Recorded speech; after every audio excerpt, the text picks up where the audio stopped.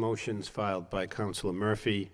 The first regarding home business zoning regulations to potentially allow more employees and spur local job growth. Second is a report on job performance of TIF agreements and potential policy of reinvestment, new growth due to TIFs into economic development efforts. And the third is a report from the manager on developing formal guidelines with the council on the future use of TIF plans. If we could have the clerk please call the roll. Councilor Martin? Here. Councilor Dakota? Here. Councilor Murphy? Here. Councilor Broderick? Here. 4 present. Okay, all present. Why don't we, which one were we going to consider first? The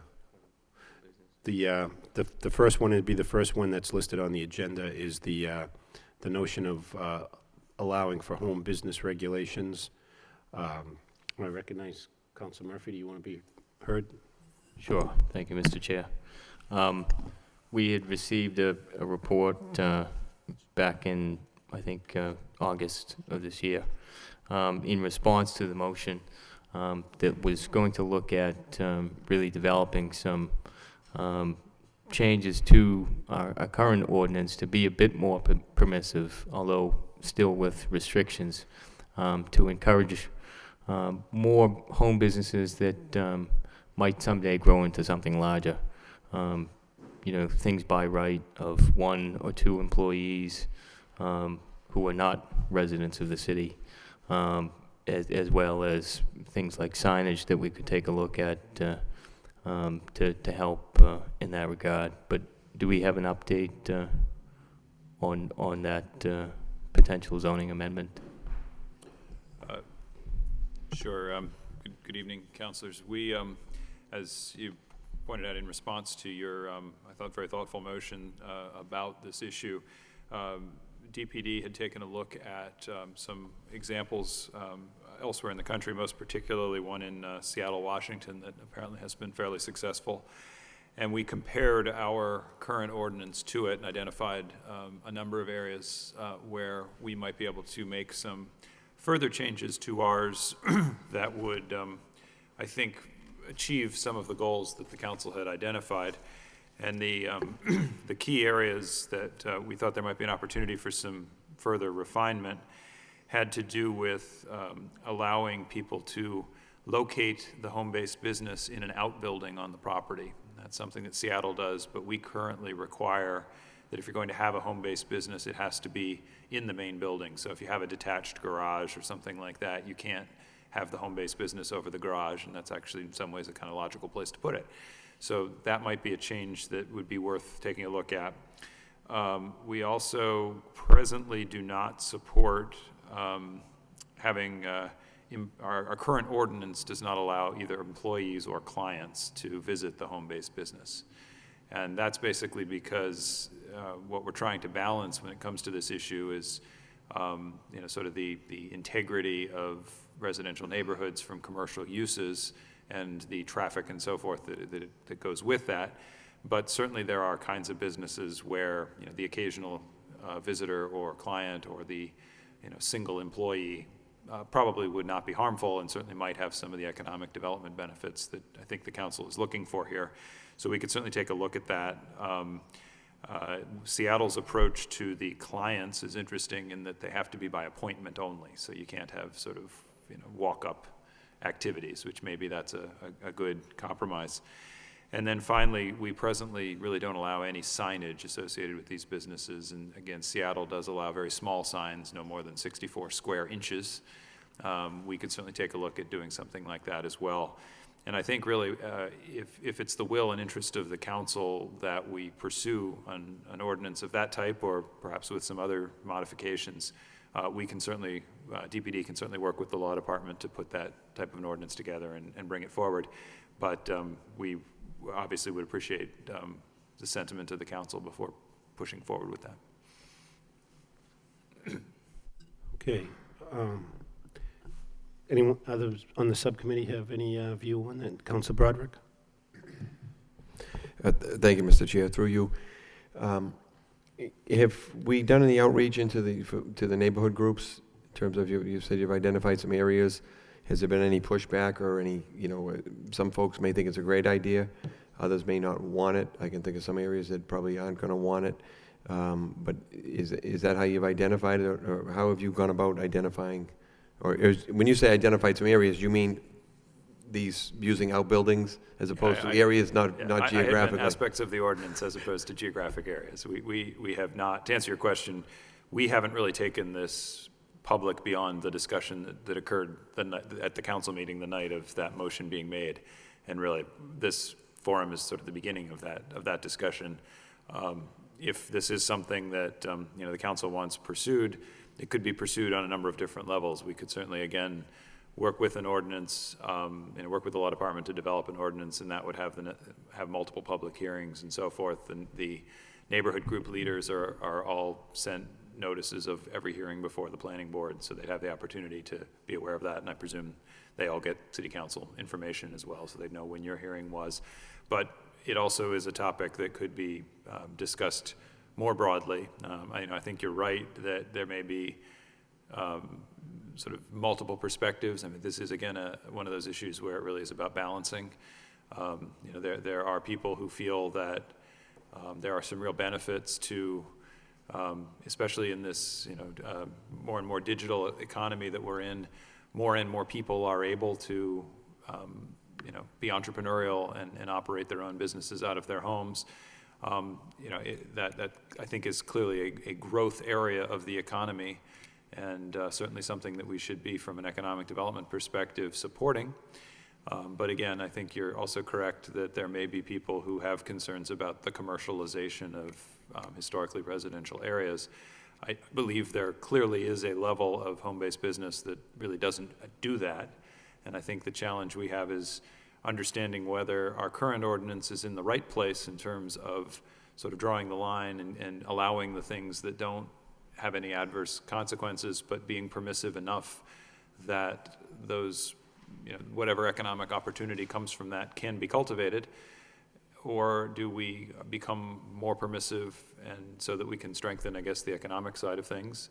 Or do we become more restrictive because of, concerns or complaints? And I think it's a sort of a judgment call there. I do think that our present ordinance generally seems to be working fairly well, but I definitely agree that, as we pointed out in our motion response, there are areas that I think we could refine without adverse consequence that would make it stronger for the economic side. Okay, thank you. Okay. Other members of the subcommittee have questions or comments? Yes. Councilor Mercier? Thank you, Mr. Chairman. Through you to Patrick Murphy, Councilor Murphy.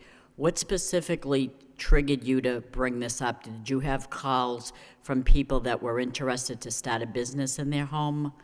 Well, I did speak with a few people who had been interested in setting up, for example, a small architectural firm that chose another community because they didn't want to go through the lengthier process. It's still permitted with a special permit, I think, that you can have non-residents join you as well, but decided that it was easier to go through a different community. But there have been changes in other communities like Seattle, as Mr. Bakey suggested, that were really aimed at increasing the job opportunities and job growth in the city by essentially allowing for, in the short term, lower costs, lower business costs, so that you had a chance to develop, say, in 2 to 5 years to actually grow into something larger, where you would actually be on, in a different setting, in a commercial setting. Well, the reason I'm interested in this specific topic is because in a particular town where my son lives, his wife wanted to open up a business in her home and do, and I don't want to say the wrong word again, monogramming.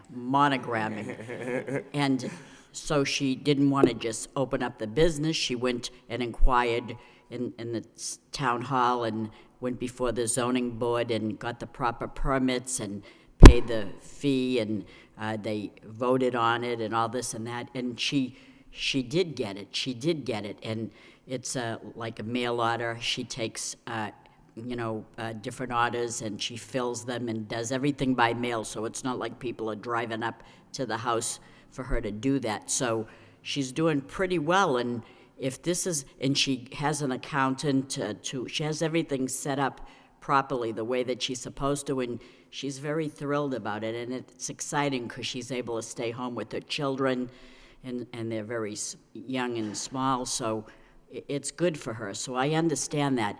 And on the same note, I ran into a gentleman the other day who was inquiring about setting up a roving type of a canteen truck with a fryer-later in it and all this and that, and I directed him to you, because if these people have to take the proper permits and to direct him as to what to do, I think, unlike people that have a business and they pay taxes on that business, and these people would too if they had a vehicle that they were established and set up at a certain place around the city, they would be subjected to tax as well, wouldn't they?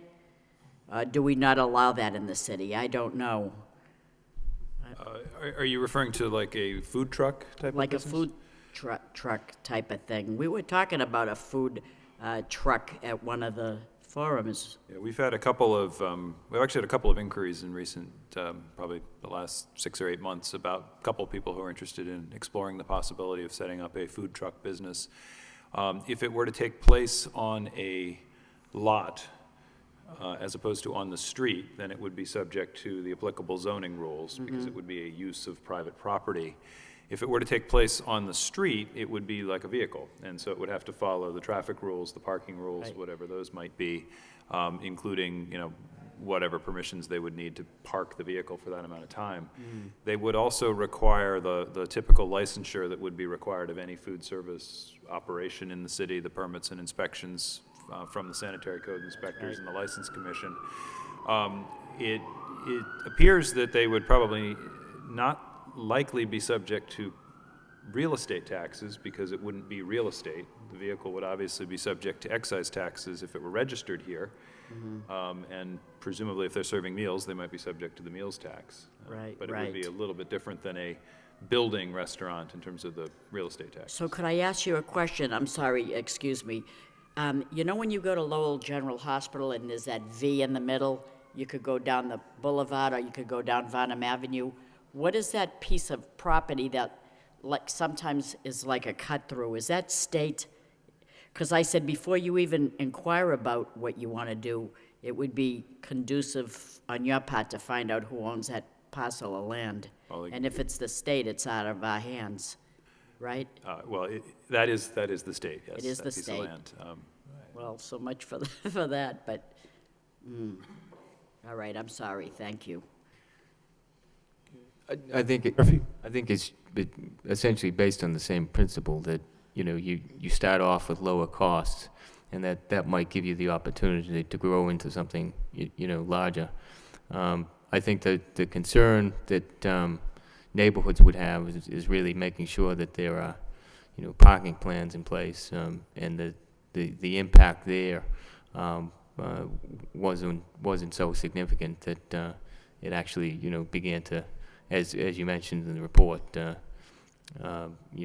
affect the neighborhood character.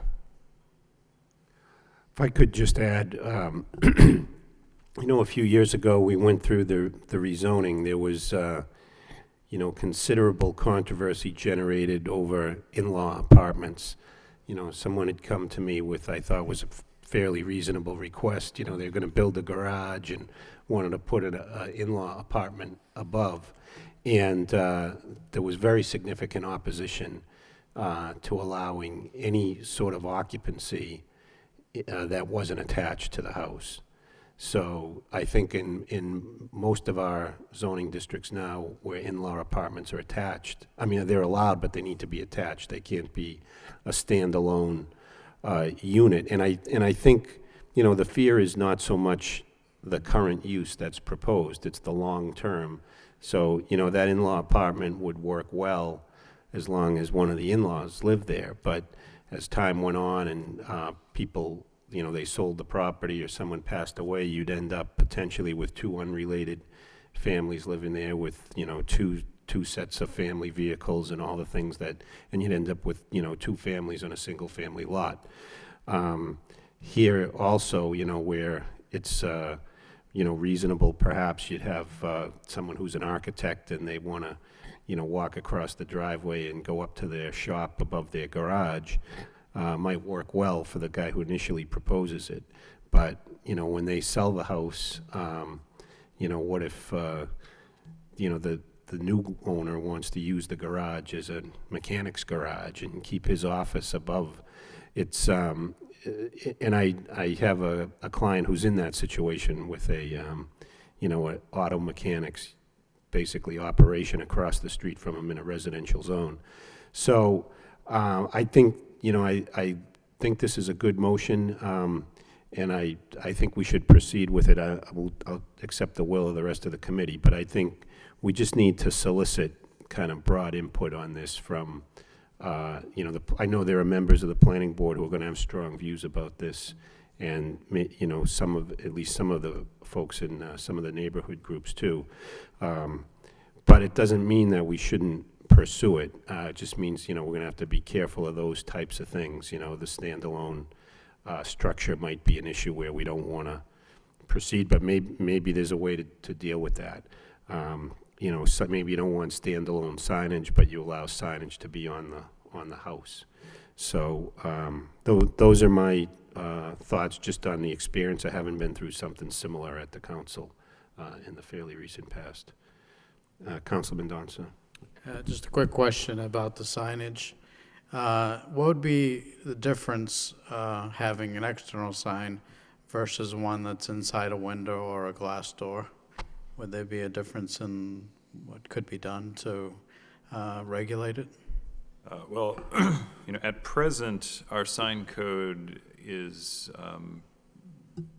in the strictly residential district is fairly restrictive, and other than certain constitutionally protected signs and things like realtor signs and contractor signs and things that are temporary in nature, we're very restrictive about what's allowed of any kind of signage. And obviously the shift to more business-oriented use of some of these properties, many communities do allow very limited signage.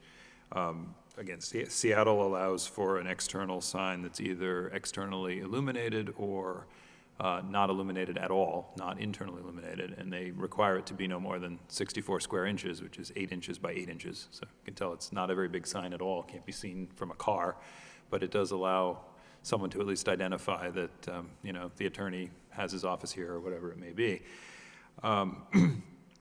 We presently would not allow that, whether it's in the window or hanging outside of the building. We could certainly look at whether one or the other or both of those options or some third option in terms of signage were appropriate. I think the chairman's suggestion that maybe instead of going right to an ordinance, maybe we do I could put together some kind of a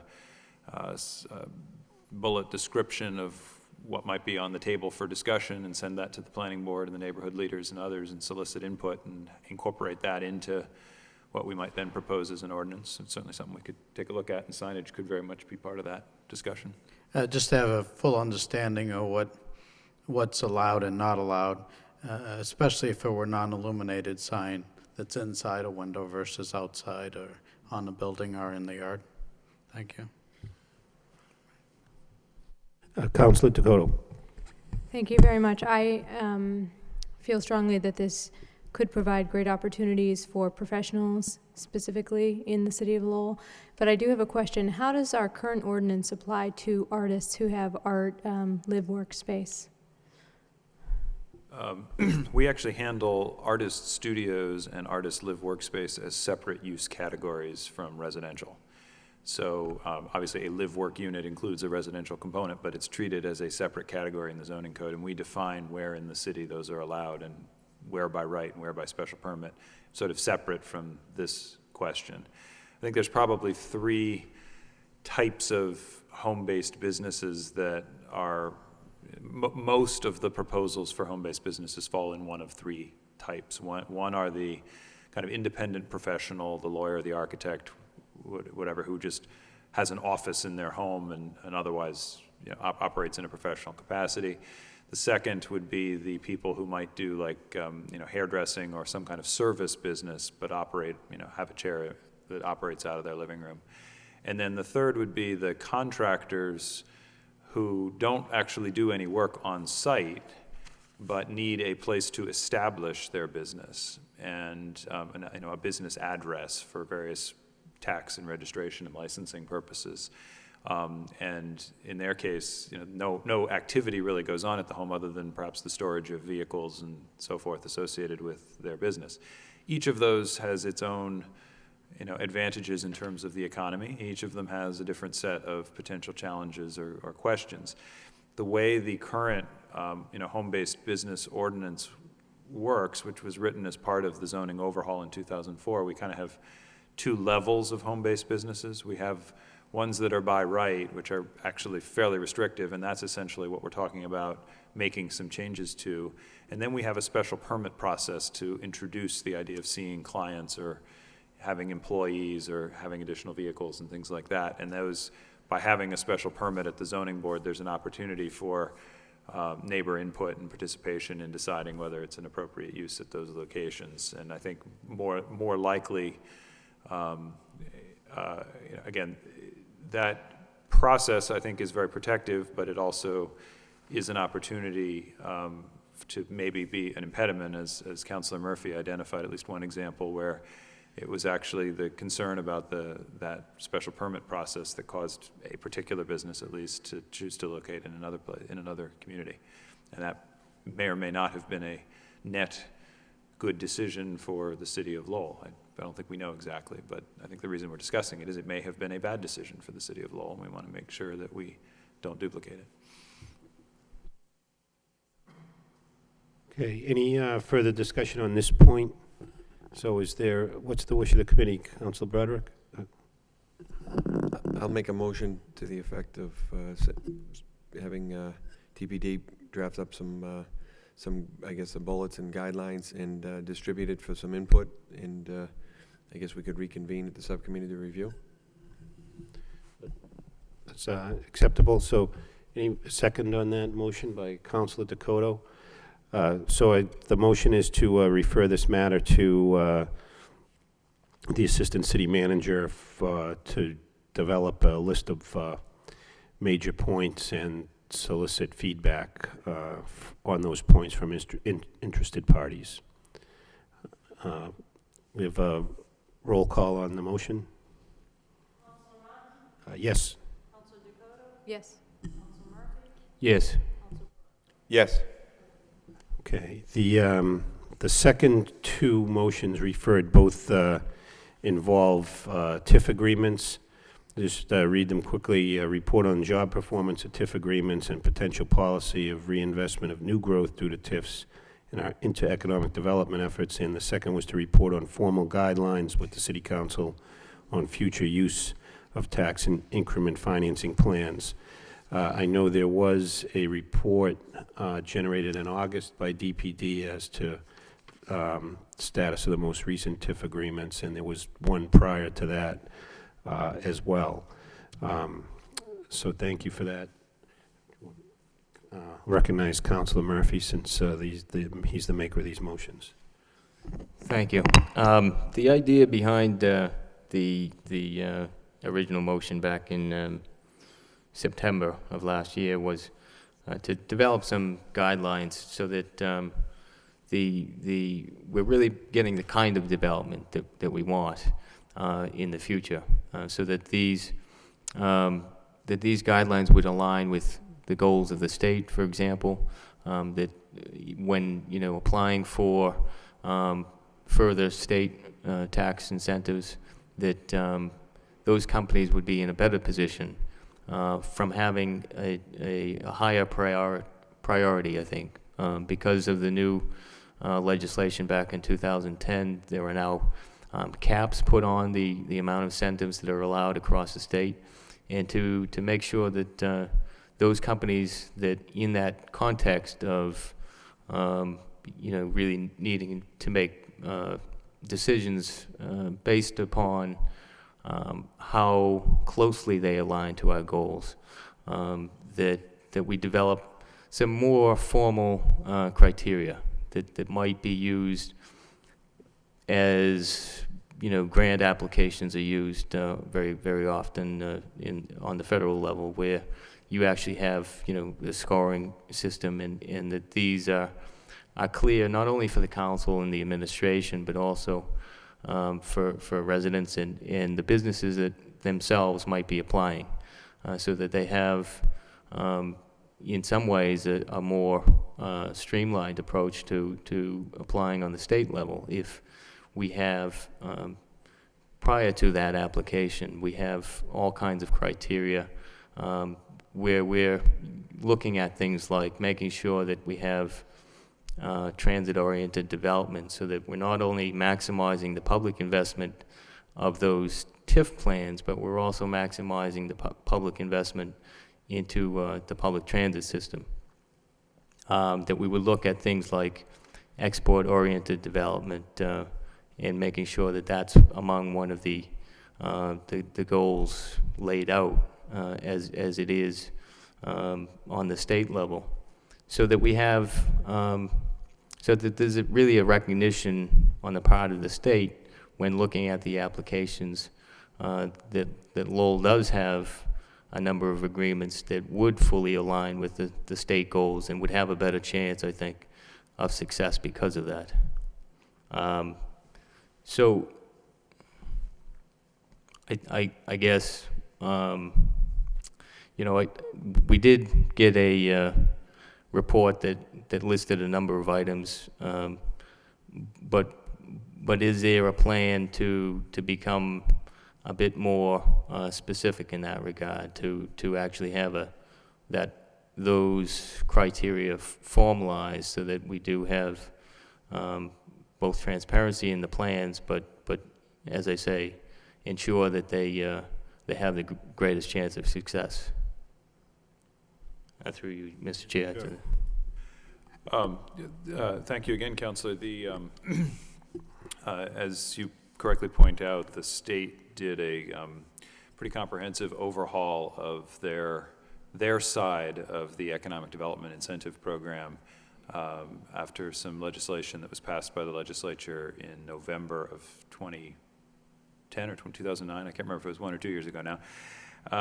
And as a result, they have put a greater emphasis on the export-oriented businesses. I think the state is interested in making sure that if they're making an investment in support of economic development, that it is really a net gain to the state, as opposed to just something that's sort of recycling within the state, or even perhaps sending whatever profits it has out of the state. There had been some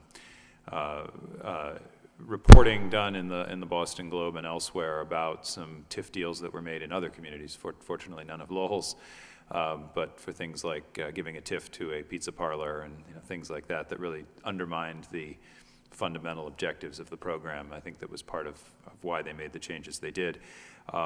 You also correctly point out that they did put some caps on the total amount of funding available at the state level for the tax incentives associated with the program. There are no caps on the local side of it. The EDIP program, for those who aren't familiar with it, is a state and local partnership where the local side typically is a partial abatement of the additional property taxes that will come from the investment being made over some period of time. And so the city would still see a net increase in taxes, but just would reduce a little bit of that and eventually ramp up to the full amount. And at the state side, they offer a couple of different tax credit benefits, one dealing with the business investment and being able to take a tax credit in association with the business investment. And the other is if they choose to locate in a building that has been vacant for more than 2 years, there is a tax deduction that they can also take on what they call the abandoned building tax deduction. That's actually quite attractive. And we actually are working with a project at present that hasn't come to the council level yet, that is pursuing reoccupying a building that was vacant in Lowell for more than 2 years, and will likely be coming forward in the coming months with a TIF plan at the local level and seeking that particular tax deduction.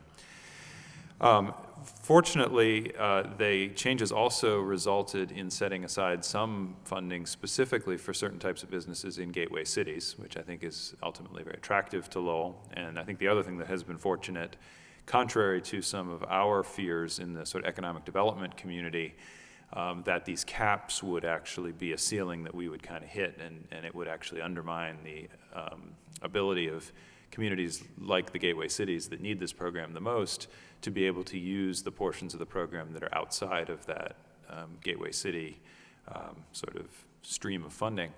But that has not happened. In fact, we have not had any issues with the state of any of our requests, our projects being denied. It doesn't appear that they have hit the ceiling yet since the legislation. Obviously, that could change if the economy changes. On the other hand, if the economy changes, there may be less need for these. We did, as you also correctly point out, we suggested a number of things that I think are in keeping with the spirit of the motion that we have already added to our local TIF documentation in terms of the criteria that we will use to evaluate whether one is, a particular proposal is one that is consistent with the city's goals or not. And those criteria are adherence to the goals and objectives of the city's comprehensive master plan, which actually includes, among other things, some of the things you cited, like transit-oriented development and on expert orientation, the desire and commitment to long-term job growth in Lowell. And I think that's important because obviously if we're going to offer a company incentives, it's quite wonderful when they open up and we have a ribbon cutting, and that's a positive event. But if they're not committed over the long haul, that isn't necessarily going to have the kind of benefits to the city that I think we all are hoping for in encouraging that business to locate here. The second is, the third is I think probably the root of why we do this, which is job creation and making sure that the number of jobs created and retained is important, but it's equally important that the number of jobs that are available to Lowell residents. I mean, obviously, we as the state's going to be interested in having the jobs in the state. We're certainly interested in having jobs in Lowell, but we're even more interested in having jobs in Lowell that Lowell residents can have. And when you recruit a company from another community, they may bring 100 jobs, but if those jobs are already filled, that doesn't necessarily do a whole lot for Lowell residents in terms of employment opportunities. So we would put greater emphasis on somebody who's either proposing to grow with new jobs and has a plan to actively recruit Lowell residents to those jobs. We obviously can't dictate that they have to hire in Lowell, but we can certainly review what their plan is to make sure that Lowell residents have every opportunity to participate. I think that's very important. We're obviously also interested in the level of private investment that's being made relative to the public investment and the ultimate amount of public benefit that comes from the project. It's not always easy to quantify in the same way for every kind of project, but the whole point of the public sector being involved in economic development is not that the public sector should pay for all of it. It's in fact that the public sector should actually pay as little as is necessary to cause or stimulate the private investment. So we want to look at that balance with the TIF proposals. Obviously, we're also interested in any impacts on the surrounding neighborhood, positive or negative. Are there adverse consequences of locating a substantial commercial operation on the surrounding streets, on the surrounding residents, whatever that may be, or on the flip side, would having a major employer of some type within walking distance of a potential employment base in the city be an attractor or a positive benefit? Are they going to do anything ancillary that maybe, I think getting at a motion you made at the last meeting, Councillor, about community benefit, are they going to do something that's beneficial to the community above and beyond just the simple aspects of doing business? And then obviously we're also interested in people who are bringing jobs from outside the region, or particularly I think to align with the Commonwealth's goals outside of the state, and then those that are doing business in sort of emergent industry sectors that the state has targeted as part of the state's economic growth plan, where if we put some energy into those particular sectors where we have comparative advantage for a variety of reasons, we're more likely to succeed, more likely to strengthen our economy more broadly than this particular investment. Those, I think, are the things that we've now added as a result of this motion to our both application materials and review process on these TIF proposals. It is, with some of those, it's very easy to quantify. Number of jobs is quite straightforward, although it becomes obviously a balancing act between what they're asking for and how many jobs is appropriate to merit that or warrant that. Some of them, like adherence to the goals of the master plan, is much more difficult to specifically quantify, but you can certainly ask them to identify, how their proposal is in line, and we can certainly review the proposals to see how they are in line. And certainly as we bring something forward to the council, we would expect to be able to talk about with the council when we're saying we're recommending that this particular one be voted to participate in the EDIP program. It aligns with these goals in this way. And I think because some of those last things that you mentioned, trying to align with the goals of the master plan, because they are harder to define, I think that's why it's important to know those up front from a business standpoint, so that they really can have reasonable expectations of how they'd be able to meet those. But if you'd like to move on to the next motion, which is really about how we then reinvest that new growth due to the TIF agreements. Well, let me, on this issue, Councilor Mercia. I just have a question on this particular issue. I know back in 2002, I believe it was, when then acting Governor Jane Swift came to the city, and Congressman Marty Meehan and Jane Swift, they met on Rock Street, and they declared the city a renewal community whereby people that opened up businesses and allowed certain Lowell residents to be able to walk to work and get incentives for hiring people within the walking distance. We still a designated renewal community designation. Do we still have that, or was that only for a certain amount of time? Well, we still have, the good news is we still have the designation. The bad news is that despite the very aggressive efforts of Congresswoman Tsongas and a few others in Congress has not or allowed all of the benefits that go with being a renewal community to expire. So we have the designation, but it doesn't mean anything anymore. Again, Congresswoman Tsongas has made that a real priority because both Lowell and Lawrence, which is also in her district, are among the very limited number of renewal communities, and that was a fantastic program in that it really was a genuine comparative advantage relative to other locations. And many economic development incentives are available to sort of us, but also to wherever we're competing with. Right. That was one that really stood out as a comparative advantage. Again, unfortunately, Congress has not renewed it, and obviously we hope that at some point they will, but the current climate with respect to budget cutting and not supporting anything that potentially costs the federal government any money seems unlikely that's going to happen soon, unfortunately. Sorry. Okay, Councilor Murphy. Thanks. And just to follow up on one more thing, and that is not just about making sure that the companies are meeting their goals on as far as jobs are concerned, but what kinds of jobs. Part of the motion was to make sure that they were really, livable wages, which I think in some cases rules out certain businesses that the city has been very good and very selective in the kinds of companies that it picks. But one of them that was in the report was a restaurant downtown, and I think those are the types of businesses that really don't satisfy the kind of criteria that I'd like to see in place.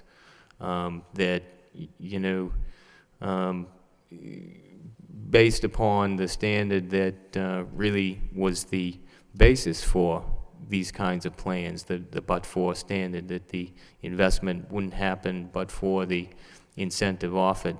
I think that you know, when we're talking about restaurants or other kinds of retail stores that might compete with our local businesses and have a negative impact upon them, that those are really businesses that we really ought not to be giving TIF agreements to. So this idea of building into the criteria, you know, a requirement that we have livable wages, so that there isn't that, in effect, double subsidy of government funding where you're providing a government incentive, but they're also, you know, not providing, say, health care benefits or wages in a way that further taps into our unemployment and healthcare systems. And so I think that should be among the criteria.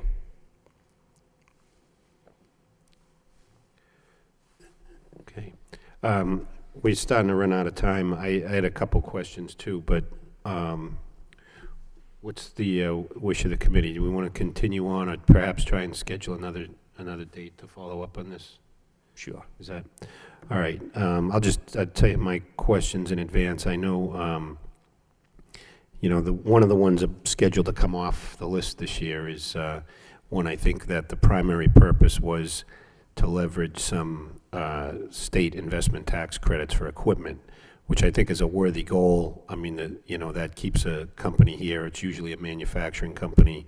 Usually we get some personal property taxation from that. So I wonder if that's still part of our strategy, if those are businesses we're trying to keep recruiting, and what success we've had there, or is it really